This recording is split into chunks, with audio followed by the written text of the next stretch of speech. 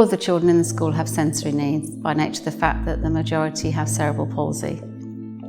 So that people think of sensory as things like the senses being vision, hearing, touch, taste, smell, but there's also vestibular and proprioception, which is about your balance and about knowing about parts of your body and how they work.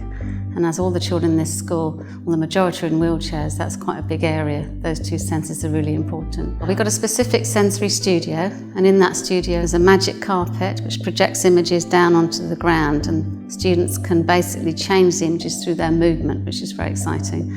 So they get a sense that they're in control, and even the slightest movement can cause a change in that environment. Or we might go in the sensory studio to do some vision work, so we might go in there to look at objects under the ultraviolet light or the bright colour wash wall, and to be aware of our visual awareness, because up to the age of 7 vision can develop.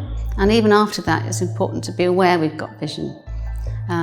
Also in there they can feel sound through the resonating floor, they can make sounds into a microphone and feel those sounds, or any sound played in there they can feel it. I think they enjoy the sessions. I think it's always to be good on the lookout, because sometimes students don't. Sometimes students may be anxious coming out of their chairs, or sometimes students may be startled by sound. For example, when we're using the resonating beanbag, I tend to advise that we put students on the beanbag before we put sound on, and then very slowly turn it on, because you can frighten people. So it's being aware, and also being aware that sometimes they might not like something I really like. And that's okay, that's their choice, and not to make them do it.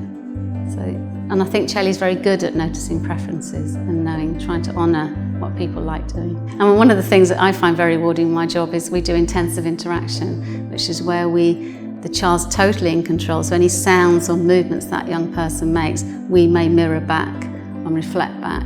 And then you can start to have a conversation together, and we can see some students beginning to vocalise more, beginning to turn towards the adult more, and that's really rewarding, really exciting.